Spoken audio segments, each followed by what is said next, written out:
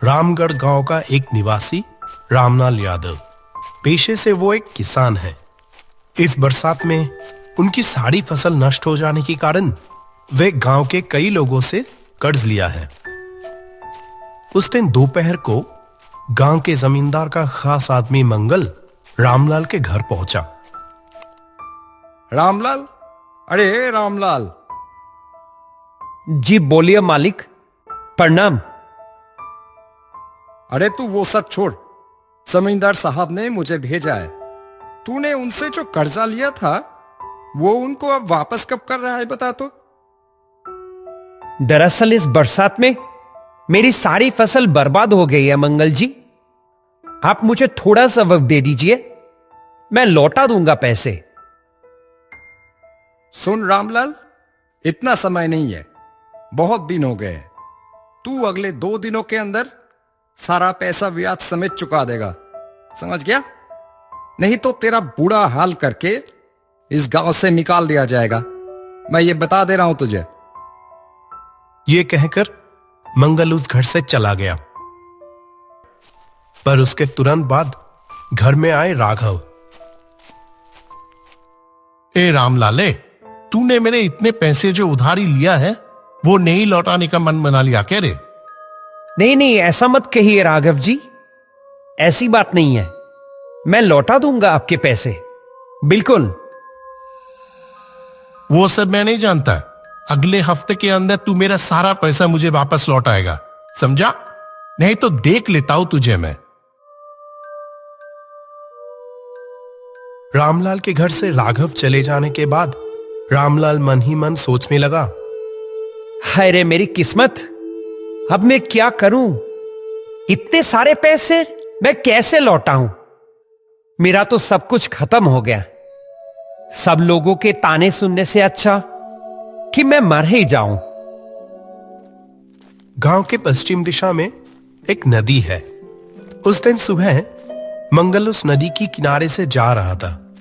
तभी अचानक नदी किनारे एक पेड़ की ओर उसकी नजर पड़ी। अरे ये मैं क्या देख रहा हूं? अरे कोई है इधर, जल्दी जल्दी आओ। क्या हुआ ये? गांव के सभी लोग उस पेड़ की ओर दौड़ के आए। राघव भी था उस भीड़ में। ये क्या? ये तो रामलाल है। लगता है ये कल रात की कहानी है। तू ऐसे गले में रस्सी डालकर मर गया क्या? मेरा सारा पैसा, फूटी किस्मत मेरी। क्या करेगा बेचारा, बाजार में इतना कर्जरू बन गया था, मरने के अलावा कोई चारा तो बचा नहीं। चलो छोड़ो, अब इस लाश को तो ठिकाने लगाना होगा कहीं। फिर कुछ गांव वालों ने मिलकर रामलाल की लाश को पेड़ से उतार के गांव से दूर एक जमीन पर गाड़ दिया। उस दिन दोपहर को मंगल अपने घर जा रहा था। रास्ते में जमींदार साहब के साथ उसकी मुलाकात हो गई। क्या बात है रे मंगल, सुबह उधर बहुत शोर शराबा हो रहा था।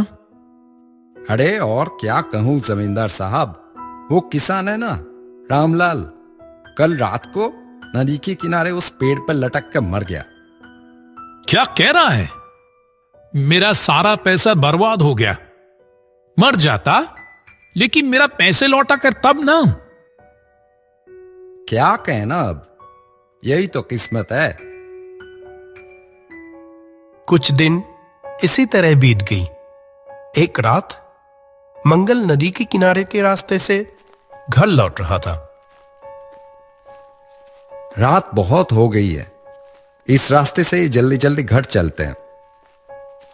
जब वो उस रास्ते पर चल रहा था तो अचानक उसे एक हंसी की आवाज सुनाई दी।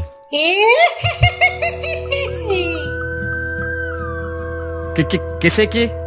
हाँ, हंसने की आवाज आ रही है लगता है ना। इतनी रात को यहां कौन हंस रहा है? उसी क्षण मंगल को महसूस हुआ जैसे कि कोई उसके ठीक पीछे खड़ा है। जैसे ही वो पीछे मुड़ा, एक काली साया जैसे अचानक दूर चली गई। वो क्या था? क्या देखा मैंने? नहीं नहीं नहीं नहीं, मुझे जल्दी से घर जाना होगा। अगले दिन रात राघव भी उसी रास्ते से अपने घर लौट रहा था। देवगढ़ से लौटते लौटते बहुत देर हो गई आज। जो भी हो, जल्दी जल्दी चलता हूं। वहां मेरी भाग्यवान कितनी देर से मेरा इंतजार कर रही है। चलते चलते राघव को भी अचानक उस हंसी की आवाज सुनाई दी।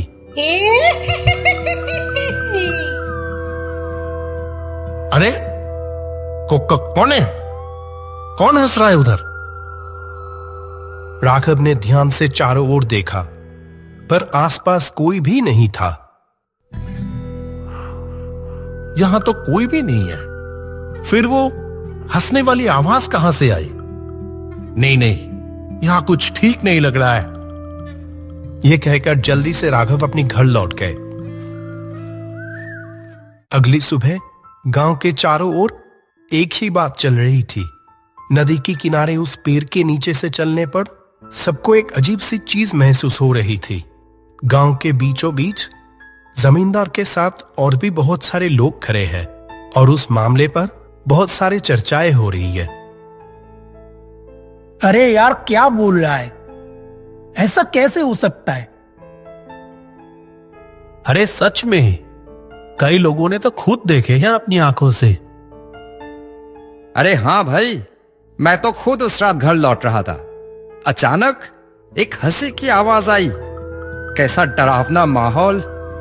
इतनी रात को नदी किनारे उस पेड़ के नीचे भला कौन हंसेगा? हाँ, उस रात तो मैंने भी सुना। बाप रे, लगता ये रामलाल के भूत का काम है। उसने तो इस पेड़ पर खुद को लटका लिया था। पड़ोसी गांव से वो तांत्रिक बाबा को बुलाने के बारे में क्या ख्याल है? हाँ हाँ जमींदार जी, ये सही रहेगा। उनको आकर ये देखना चाहिए। हाँ हाँ, ये अच्छा होगा। ठीक है, फिर ऐसा ही करते हैं। अगले दिन पास वाले गांव से तांत्रिक बाबा को बुलाया गया। सभी लोग तांत्रिक बाबा के साथ नदी किनारे उस पेड़ के नीचे पहुंचे। तांत्रिक ने उस पेड़ की ओर ध्यान से देखा। फिर उन्होंने सभी लोगों को कहा, सुनो, ये जगह बिल्कुल भी अच्छी नहीं है। मैं यहां किसी आत्मा की उपस्थिति महसूस कर पा रहा हूं। कोई दुर्घटना से हुई मृत्यु हुआ क्या था यहां पर? कोई जानता है? जी बाबा, इस गांव का ही एक किसान रामलाल कुछ दिन पहले इसी पेड़ से लटक कर अपनी जान दे दी। जैसा सोचा था। अब कुछ दिनों के लिए आप में से कोई भी अंधेरे के बाद या भरी दोपहर में इस रास्ते से नहीं जाएगा।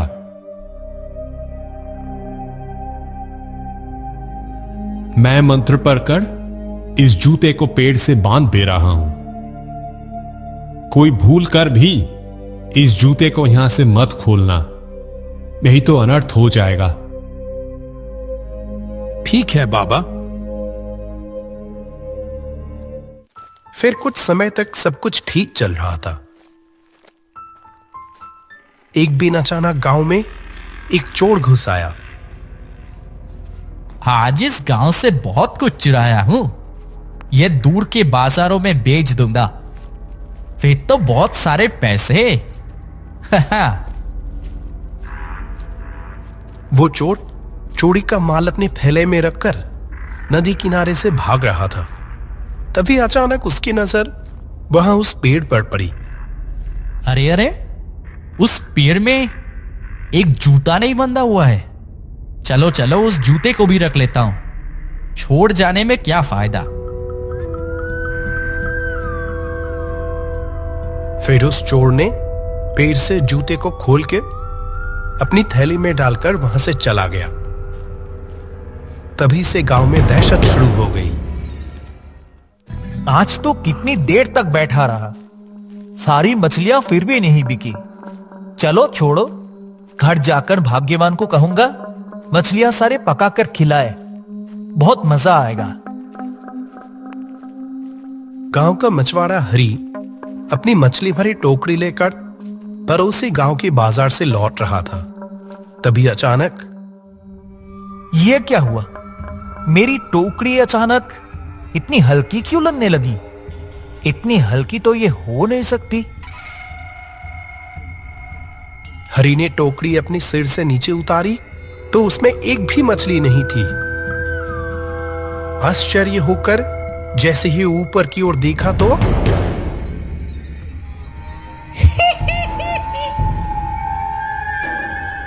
अरे बाप रे, बचाओ, कोई बचाओ मुझे।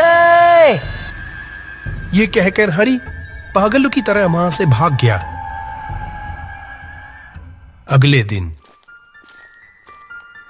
इस जमींदार से थोड़े पैसे कैसे निकाले जाएं, वही दिमाग में चल रहा है।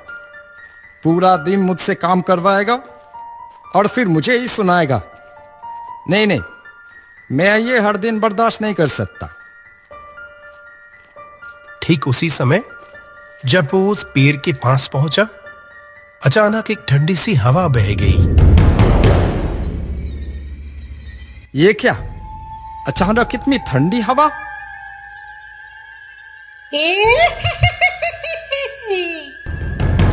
कौन? ऐसे कौन हंस रहा है? कौन कौन है?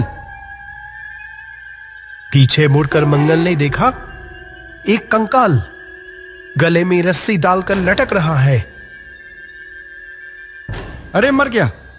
हे भगवान, कोई बचाओ मुझे! यह कहकर मंगल वहां से दौड़ के भाग गया।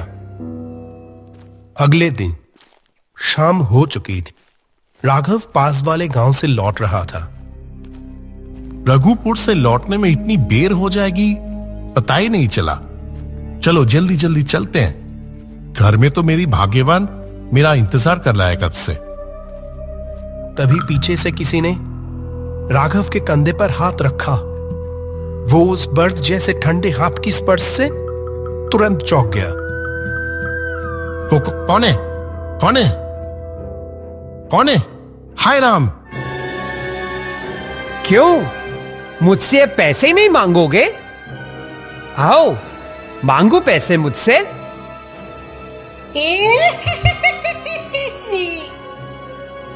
ए राम राम राम राम राम राम राम, मुझे नहीं चाहिए पैसे, मर गया रे।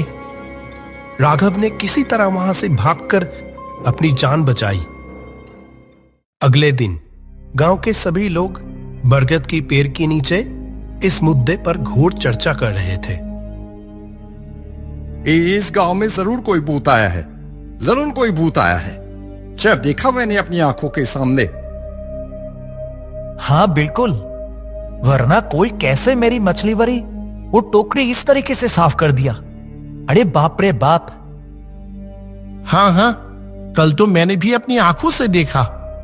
कितना डरावना दृश्य था वो। मैं तो किसी तरह बच के निकला हूं बस।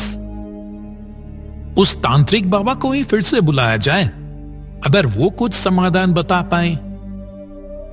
हाँ हाँ, ये सही रहेगा, सही रहेगा ये। हाँ हाँ। उस शाम पूरे गांव का कोई भी व्यक्ति उस रास्ते पर नहीं गया। अगले शाम सभी ने उस तांत्रिक को बुला लाया। तांत्रिक ने सब कुछ देखने के बाद कहा, इस पेड़ से वो जूते किसने खोला? मैंने तो चेतावनी दी थी आप लोगों को कि किसी भी कीमत पर वो बंधन ना खोले जाएं। हमने कुछ नहीं किया बाबा। इस गांव में कोई भी ऐसा कभी नहीं कर सकता। बे बाबा, हम में से किसी ने ऐसा नहीं किया। जैसे ही पेड़ से वो बंधन खोला गया, उस किसान की आत्मा पुनर्जागृत हो गई और ये इसी आपदा का परिणाम है। आप कुछ कीजिए तांत्रिक बाबा, कृपया कुछ कीजिए, बचाइए हमें। देखता हूं मैं क्या कर सकता हूं, आप लोग रुको। तब वो तांत्रिक उस पेड़ के सामने जाकर खड़ा हो गया। उसने एक मंत्र पढ़ते हुए पेड़ की ओर देखा और कहा, रामलाल, तू ये गांव छोड़कर चला जा। मैं इस गांव छोड़कर कहीं नहीं जाऊंगा। जाना तो तुझे पड़ेगा ही, वरना तुझे मुझसे कोई नहीं बचा सकता। मैं अच्छी तरह से कह रहा हूं, चला जा यहां से। मैं किसी भी कीमत पर नहीं जाऊंगा। रुक तू। ओम ह्रीं क्रीं चामुंडाय नमः।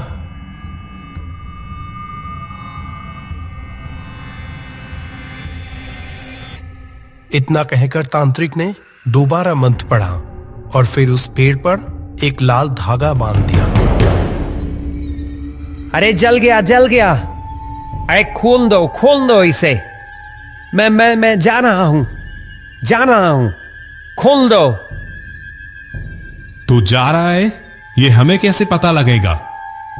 मैं इस पेड़ की एक टहनी पकड़ जा रहा हूं। छोड़ दो मुझे, अब तो छोड़ दो। ठीक है, वैसा ही कर फिर।